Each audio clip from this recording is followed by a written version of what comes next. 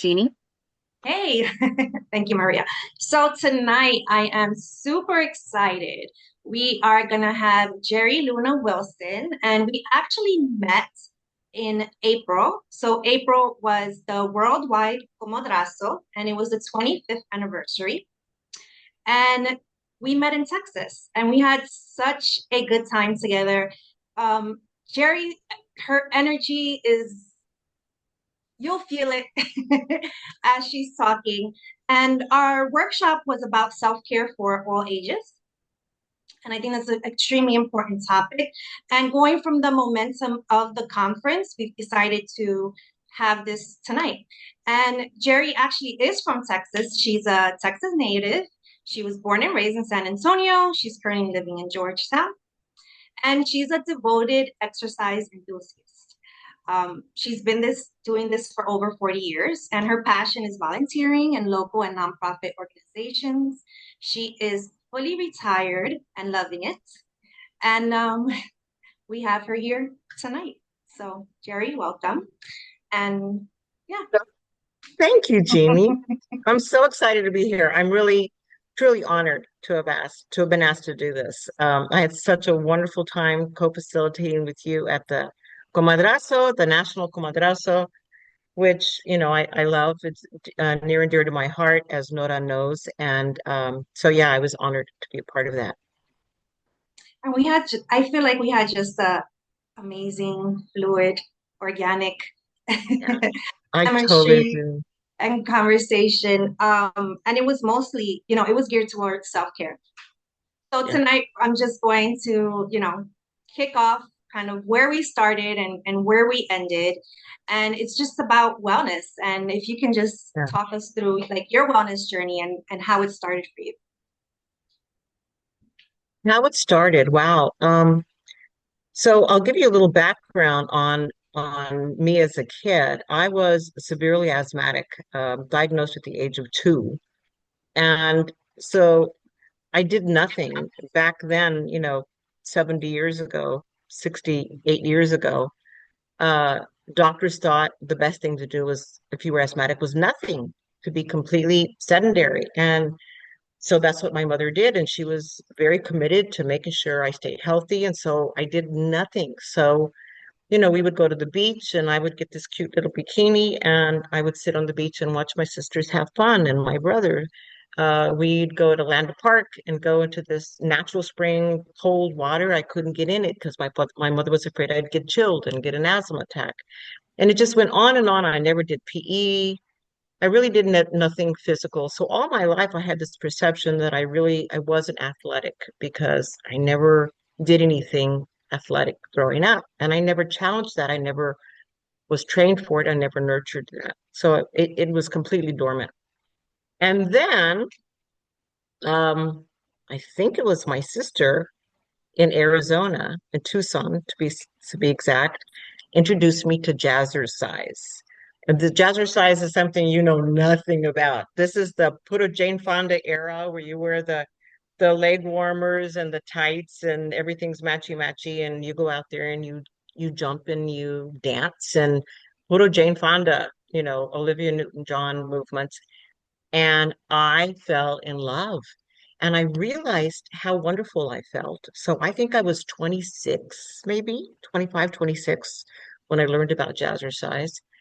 And I was hooked. My sister and I would do it all the time. And then I would do it on my own. And I was addicted to jumping and running because it felt like dancing. And it was such a high for me. And I realized I had so much more energy.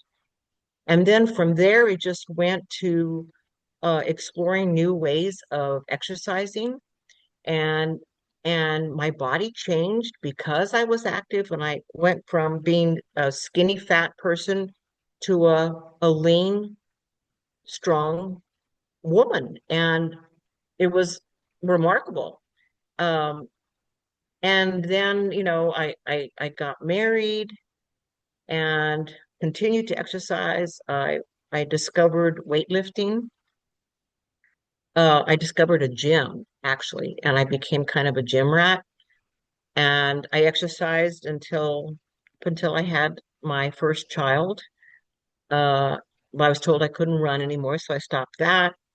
Then with my second child, I did water aerobics for almost the entire time, and it just continued that way. But that's basically how my journey started. That I just discovered the natural high of uh, physical activity at the age of 25 or 26. Mm. And what kept you committed to this, to your wellness journey, to your mental journey, to the physical journey of it all?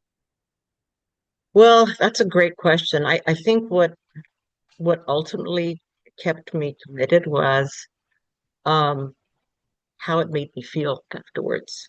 Mm, And I not only felt physically better, but I felt because I felt stronger physically, I felt more intact spiritually, because I could connect to feelings that maybe I didn't even know existed before because I wasn't a fit person.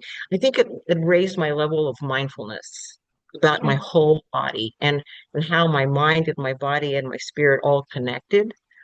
And then, of course, once I had children, uh, what motivated me to stay healthy was I didn't start having children until I was in my early 30s, and I had my second child when I was 36. So it's like, Madre Santísima, I can't be a vieja and have, young children running around and not be able to keep up with them. So my motivation was to stay strong and fit, so that I could feel like a young fit woman or like an able fit woman anyway, while they were still growing up. So that was my motivation. nice. Are you okay if I disclose your age? Yes, Okay. yes, of course. So, yeah, so Jerry is 70 years new. Anyone that knows me knows I like to say the word new. Um, and I'm in my 40s. So I feel like the fact that we had that kind of parallel, right? Me sharing my journey, you sharing your journey, and how it uniquely entwines, right? Because that's what it is Mhm. with self-care. You find your own way of self-care and what works for you and what works for your body, right? Because we're all different, and that's what makes us all uniquely beautiful. You did mention that you started going to the gym at what, 3 or 3:30 in the morning? I used to get up at 3:45 in the morning, Mm-hmm. Monday through Friday. Mm-hmm. Um, and I did that when I discovered gyms. Mm-hmm. And I found one that was open 24 hours. And, my kids were in elementary school. My husband was asleep. And I thought the only way I can commit to taking care of me is by not feeling guilty about taking away from them. So I figured, I mean, I know myself, and by 9 o'clock, I'm like wasted. So I figured the only way I could get this in was to do it early in the morning while everyone was still asleep. My husband was still in bed. Everybody was calma. So I would show up at 4 o'clock in the morning and I'd be home by 6 or a little before, get everybody up, make breakfast, get dressed, take a shower, and then we were off doing our thing to school, to work, to whole enchilada. And I did that for, oh shit, I did that for probably about 26 years or something like that. Mm-hmm. And I used to catch a lot of flack from family about doing that. And it was all, a love thing. They were concerned about me not getting enough sleep or not getting enough rest. And they were right. I wasn't. I was averaging 4.5, maybe 5 hours of sleep at night. But, and, but I knew that that's what worked for me. And I never felt tired during the day. I felt great. But man, when I hit a wall at 8:30, 9 o'clock, I hit a wall and I was done. But I know now at the age of 70, and in fact, my sister and I were talking about this morning, that probably wasn't the best thing for my brain. In fact, it was a terrible thing to do to my brain because your brain needs to to check out. It needs to rest. It needs to recover because it never really stops. But I was overloading it, and at the age of 70, I realized that that was a disservice. So now I would think I would still get up really early in the morning, but I probably wouldn't work out for 2 solid hours. Um, I would probably, reduce that, and maybe I would do it 3 times a week instead of 5 times a week. Or I might change the structure, but people say, well, I wish I could do that, but I'm not disciplined. Well, discipline is something you develop. I Mm, don't think we're not innately disciplined. mhm. It's something that you build upon. And you can only build upon discipline through practice. So, right? I mean, Yeah. it isn't something that just comes organically. You have to build on it. And then once it becomes part of your daily activity, it's like brushing your teeth. You wake up in the morning, you're just like, what was I missing today? Oh, I didn't work out. Mhm. And that's what it became for me. It was truly, if I didn't start my day exercising, then I had a crappy day. And Mm, on the weekends, if I didn't work out at least one day of the Saturday or Sunday, my kids would say, "Mom, did you exercise today?" Because I'd get grumpy, or I'd get short-tempered, or just turn into a nagging mom. And so I needed it. It was my outlet, and yeah. it was my therapy, really.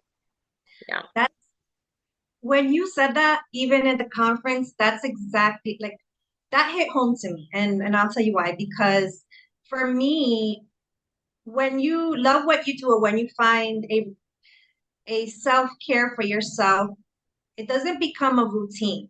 I feel like it becomes a ritual.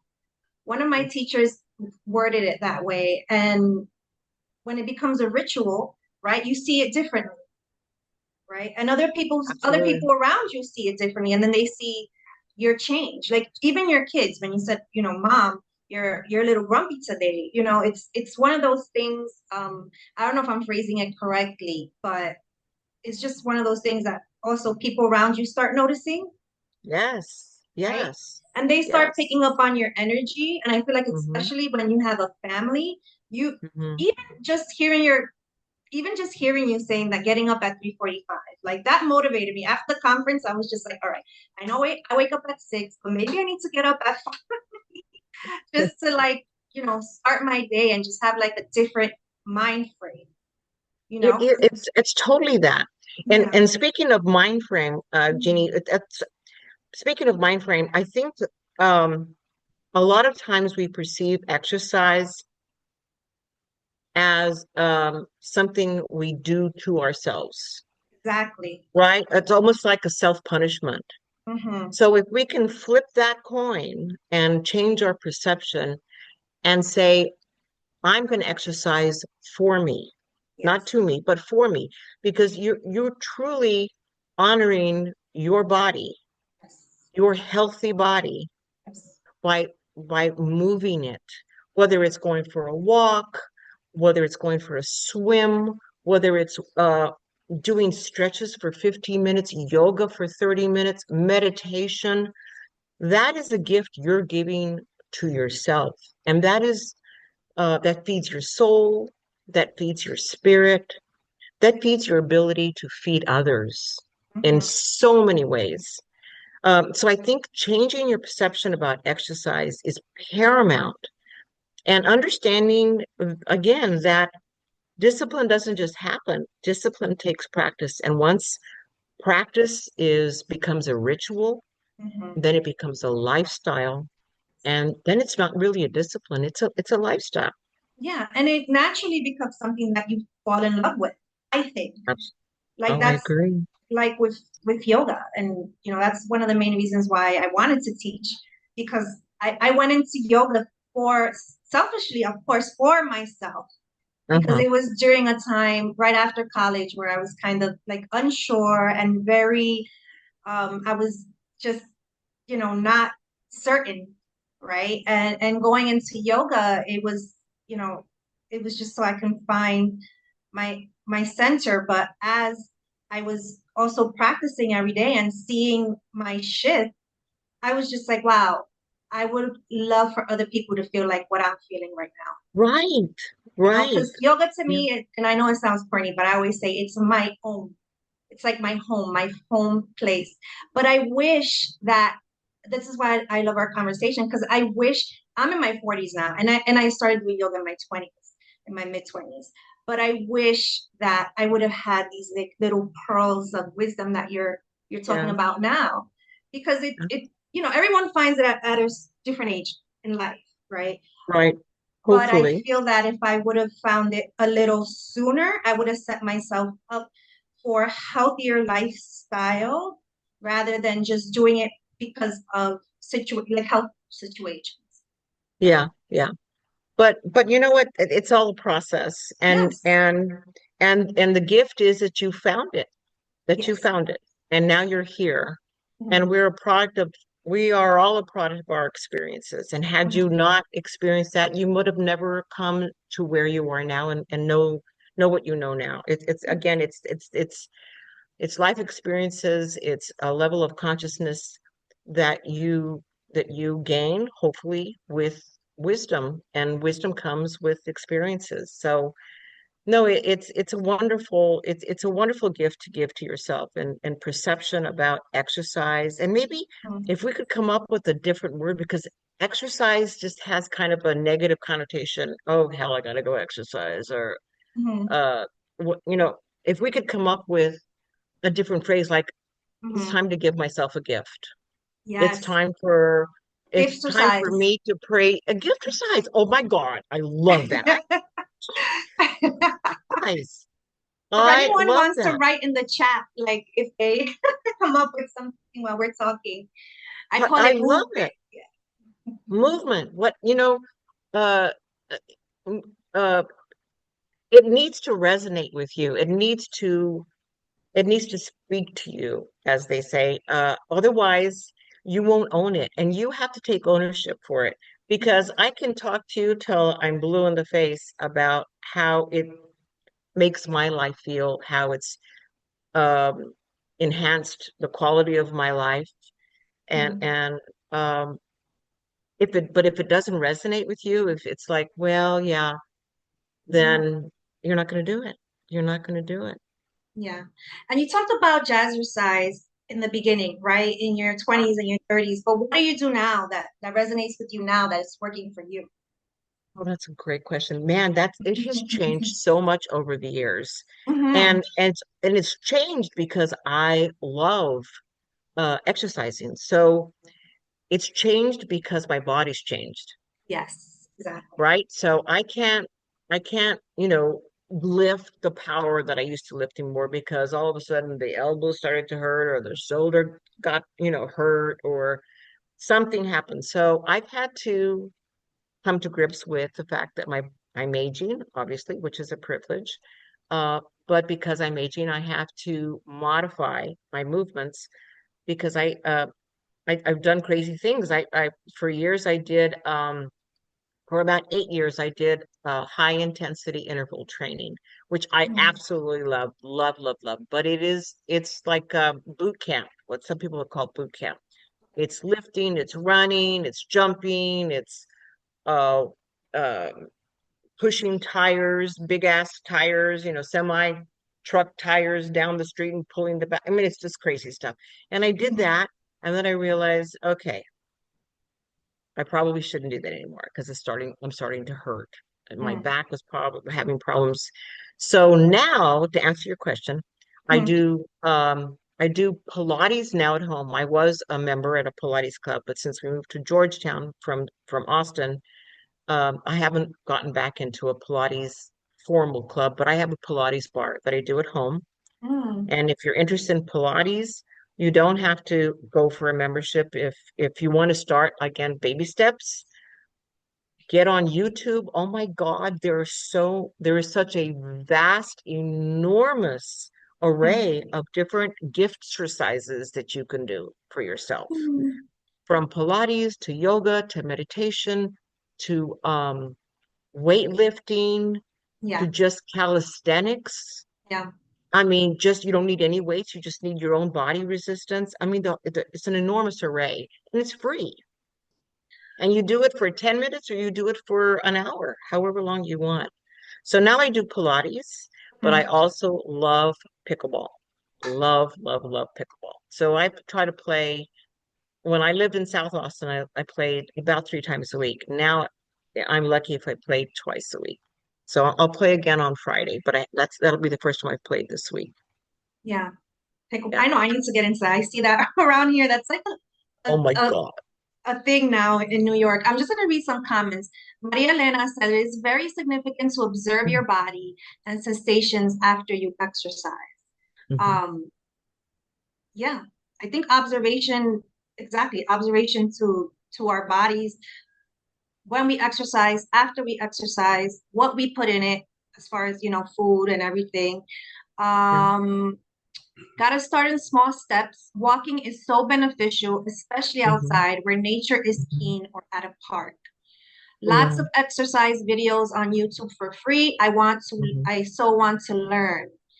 Um, I am a Kundalini yoga instructor. Okay.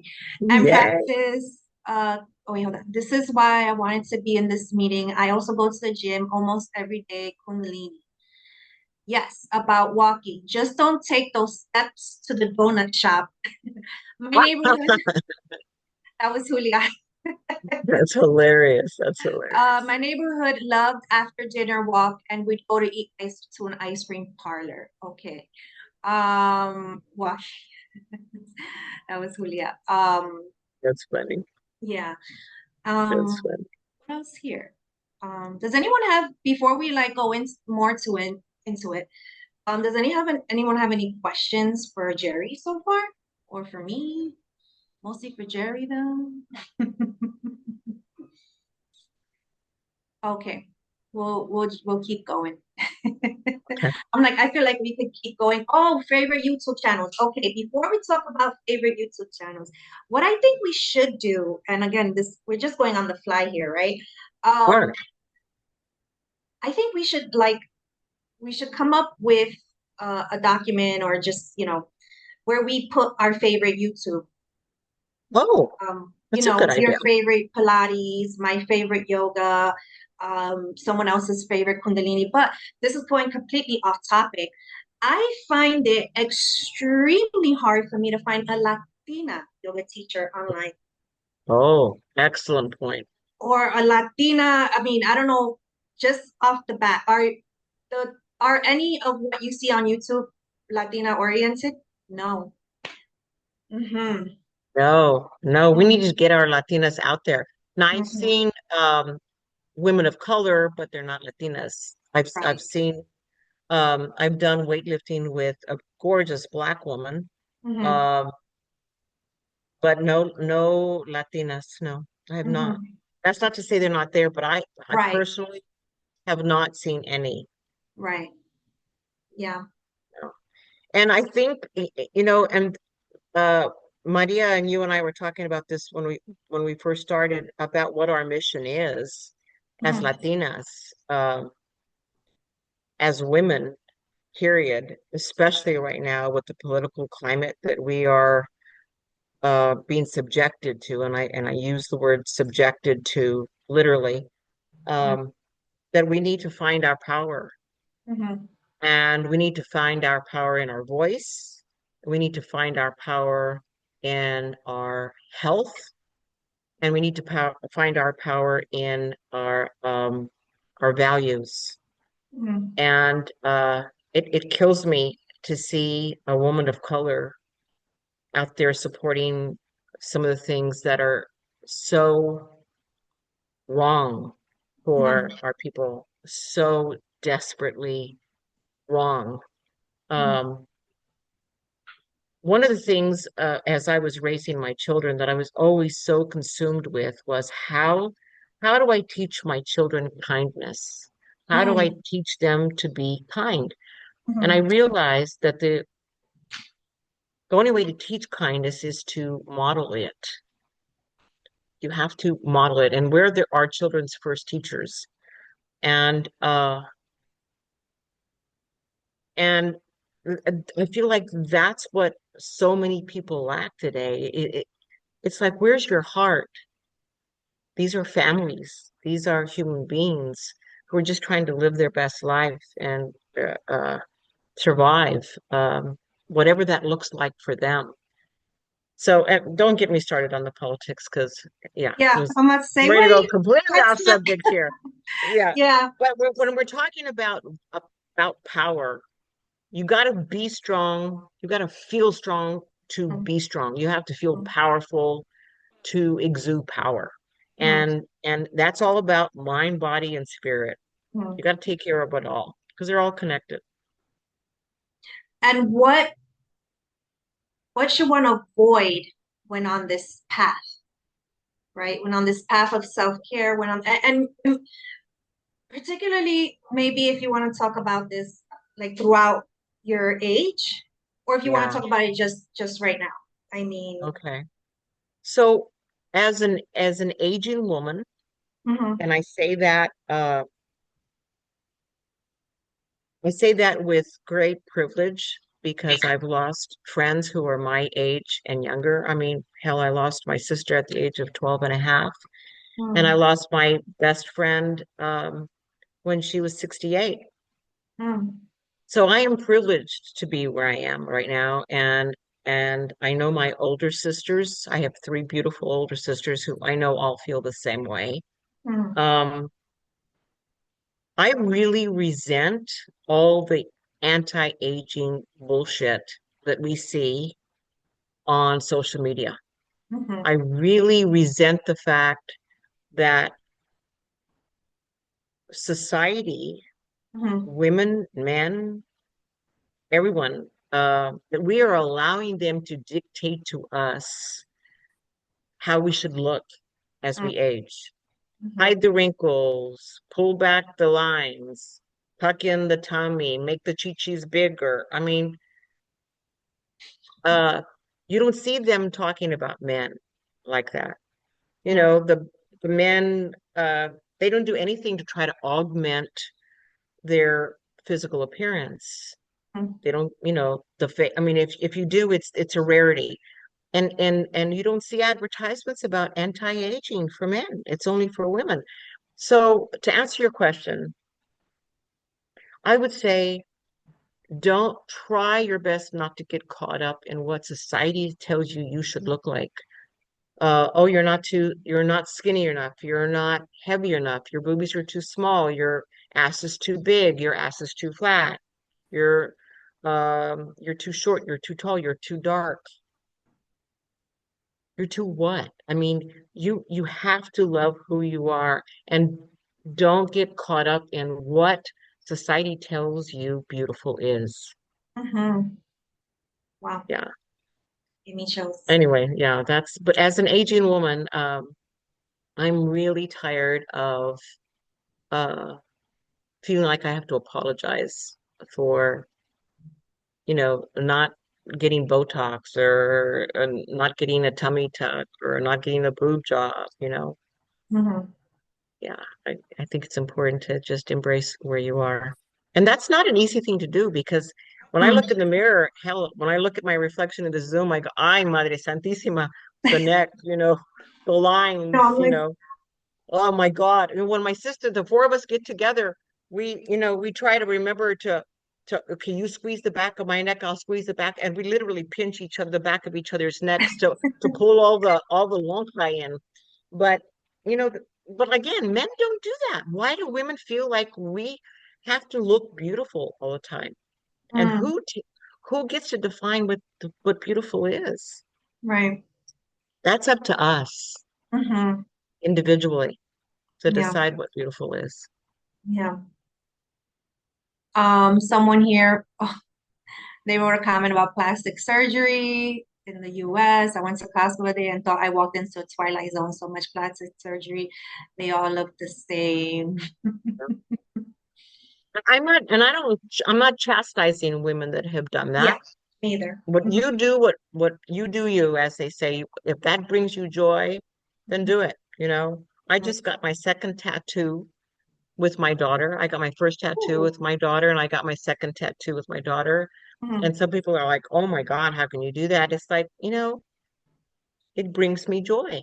It brings me joy, and this is my body. This is my domain, So if you want to pull and tuck and change, then that's yours. But try not to get caught up in what society tells you you need to do to be beautiful, Yeah. because that's you're the boss of that. Yeah. And it's, I mean, also what I'm getting from you is like loving your skin, right? Loving your skin in all facets of life. Yes, Yeah. absolutely, Yeah. absolutely. And that's one of the hardest things. I mean, every decade our bodies change. They do. Every month. Absolutely. Absolutely. But yeah, I was just thinking about again, this is just me being on the fly here. Um, so many things pop up, algorithms and all that. And you were talking about anti-aging. I've never seen anything about cellulite for men. I've No, never seen cellulite. I mean, I'm sure if I Google it, it'll come up. But I've never seen commercials, just because you talked about something else for men. So I'm like, okay, what haven't I seen for men? Oh, cellulite cream. You know, and you see men with man boobs. They don't see commercials about men, how to make your chi-chi smaller so they don't look like women's chi-chis. You don't see commercials like that. But right. you see, my husband we were talking the other I don't know, a while ago. There was a commercial on TV about women's underwear, and they actually had women posing in their underwear. And Chuck said, I remember when I was a little boy, and they were commercials on girdles, and they would put them on a mannequin. They wouldn't put them on a woman, because Mm, it was indecent. hmm Or it was and a bra, like the bras that look like Madonna with the points, and they would put them on a mannequin. But now you see them on women, in women commercials, in those actual garments. And it's just, there's so much exploitation. There's so much, um, again, the message that you have to be beautiful all the time hmm in order for society to accept you, to acknowledge you, so that you can become invisible, for you to have hmm any power at all. hmm So, and we're getting off on Yeah, in so many I was, areas yeah. now, but this is about Yeah, mind, body, and spirit. And yeah. I think if you could take anything away from this, is to understand that in order to develop one part of that, you have to, it's it's a domino effect. Mm, And if you can find balance in those three elements, those three components of your life, then you will live a blessed, happy life. hmm So yeah. Oh, I know my screen it keeps on um and I think something else is exercise, or let's say movement, because that's the term I love. That's the term you like. I see in the chat, those are some of the terms Comadres also like, and I love that term. I think also movement through the ages, right? Like when I say yoga, like, um, I okay, so Nora wrote about Adrienne Love. She has a YouTube channel. I also love Cassandra. I got my chair yoga certification online through her practice.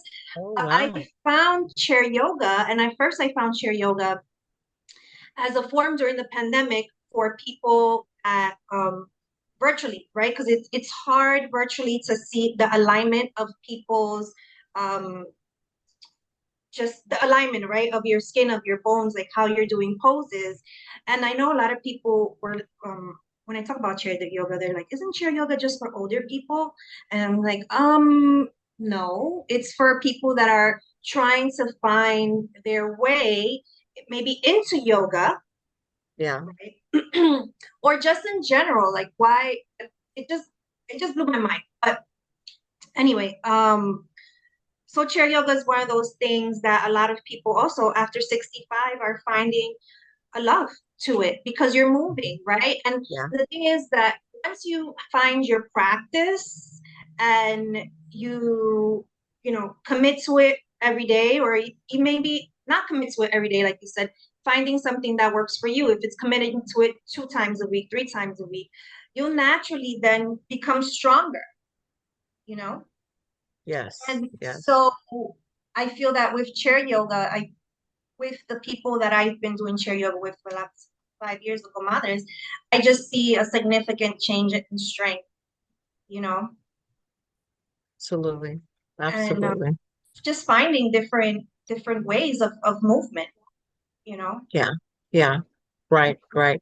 Well, um, we talked about power and energy and mindfulness.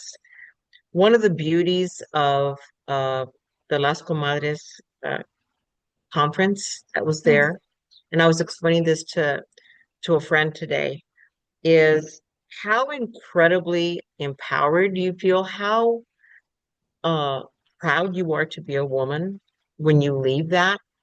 It's mm, like, and especially when you're around women that you can connect with, you that look like you, that feel like you, that have the passion that you have, to find that commonality with other women is so empowering, and it's such a fulfilling spirit yeah. thing.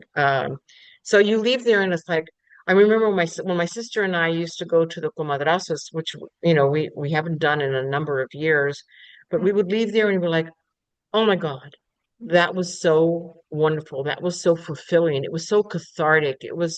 So it was food for the soul.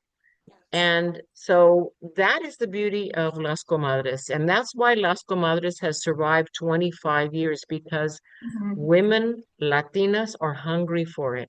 mhm, And if we can support each other physically, emotionally, mentally, through our words, through our arms, through our voices, through our besos, then we owe that to each other, mhm. right?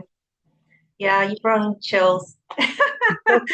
Also, one of the main takeaways was that comadres lead the way. You know what? This is a new Mhm. year, right? Yes. And let's continue leading, loving each other, um, showing each other the sisterhood. This is also why I wanted to continue our conversation for the people that did not attend the conference, right? Um, and I wanted to see if anyone else has any more questions for us about self-care or any comments.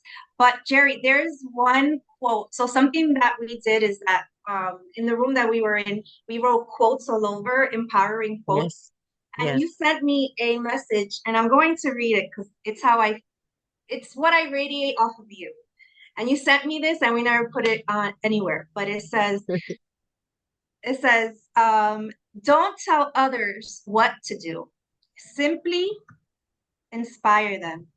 It's a completely different energy. Be the living example.